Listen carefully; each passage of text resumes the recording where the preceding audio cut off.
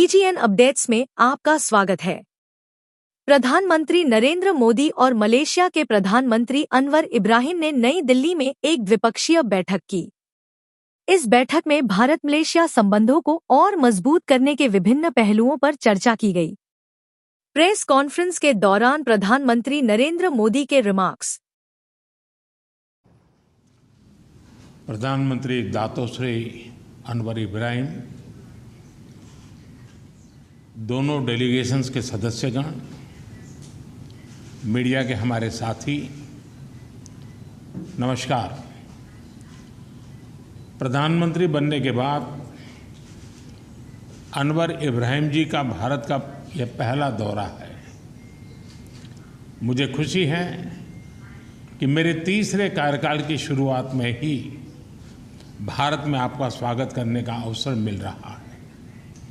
Friends, Bharat और Malaysia के बीच enhanced strategic partnership का एक दशक पूरा हो रहा है और पिछले 2 सालों में प्रधानमंत्री अनवर इब्राहिम के सहयोग से हमारी पार्टनरशिप में एक नई गति और ऊर्जा आई है। आज हमने आपसी सहयोग के सभी क्षेत्रों पर व्यापक रूप से चर्चा की।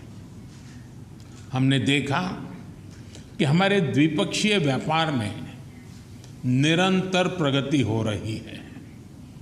अब हमारा व्यापार रुपये और रिंगिट में भी हो रहा है। गत वर्ष में मलेशिया से भारत में $5 बिलियन के निवेश पर काम हुआ है। आज हमने निर्णय लिया है कि हमारी साझेदारी को कॉम्प्रिहेंसिव स्ट्रैटेजिक पार्टनरशिप के रूप में एलिवेट किया जाएगा। हमारा मानना है कि आर्थिक सहयोग में अभी और बहुत पोटेंशियल है। द्विपक्षीय व्यापार और निवेश का विस्तार किया जाना चाहिए।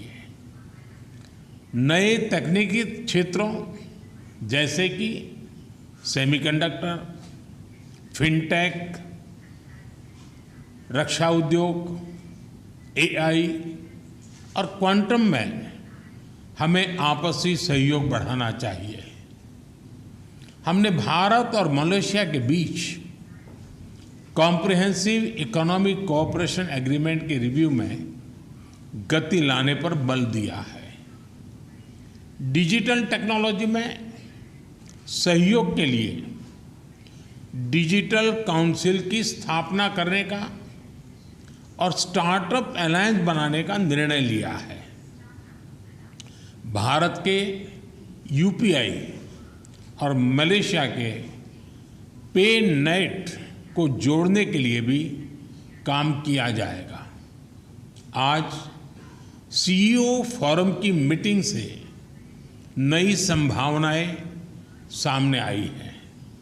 हम दोनों ने रक्षा क्षेत्र में आपसी सहयोग की नई संभावनाओं पर भी बात की है। आतंकवाद और अतिवाद के खिलाफ लड़ाई में भी हम एकमत हैं। फ्रेंड्स, भारत और मलेशिया सदियों से एक दूसरे से जुड़े हैं।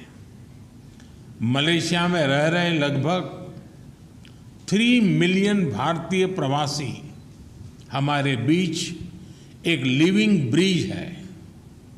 भारतीय संगीत, खानपान और फेस्टिवल से लेकर मलेशिया में तोरण गेट तक हमारे लोगों ने इस मित्रता को संजोया है।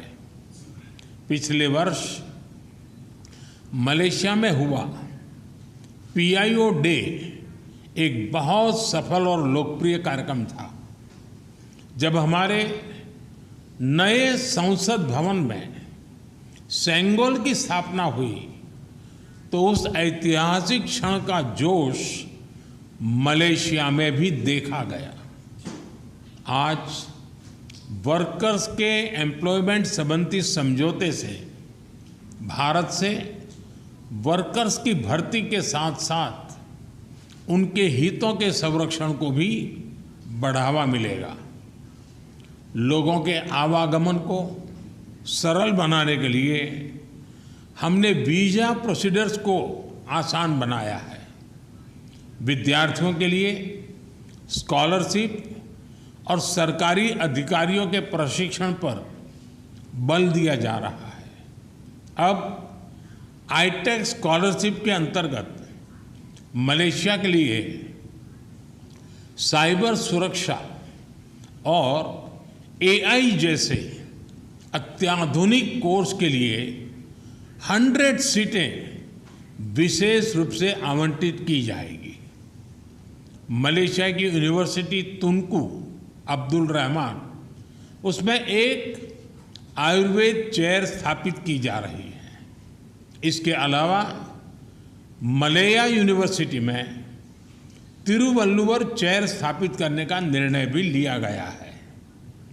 इन सभी विशेष कदमों पर सहयोग के लिए मैं प्रधानमंत्री अनवर का और उनकी टीम का हृदय से धन्यवाद करता हूं। फ्रेंड्स, आसियान और इंडो पैसिफिक क्षेत्र में मलेशिया भारत का अहम पार्टनर है। भारत आसियान सेंट्रलिटी को प्राथमिकता देता है। हम सहमत हैं कि भारत और आसियान के बीच एफटीए की समीक्षा को समयबद्ध तरीके से पूरा करना चाहिए। 2025 में मलेशिया की सफल आसियान अध्यक्षता के लिए भारत पूरा समर्थन देगा। हम अंतर्राष्ट्रीय कानूनों के अनुरूप फ्रीडम ऑफ नेविगेशन और ओवरफ्लाइट के लिए प्रतिबद्ध है और सभी विवादों के शांतिपूर्वक हल का पक्ष रखते हैं। एक्सेलेंसी, आपकी मित्रता और भारत के साथ संबंधों के प्रति आपकी प्रतिबद्धता के लिए हम आभारी हैं। आपकी इस यात्रा से आने वाले दशक के लिए हमारे संबंधों को एक नई दिशा मिली है। मैं फिर एक बार आप सबका बहुत बहुत धन्यवाद करता हूँ। बने रहें, लाइक और सब्सक्राइब करें।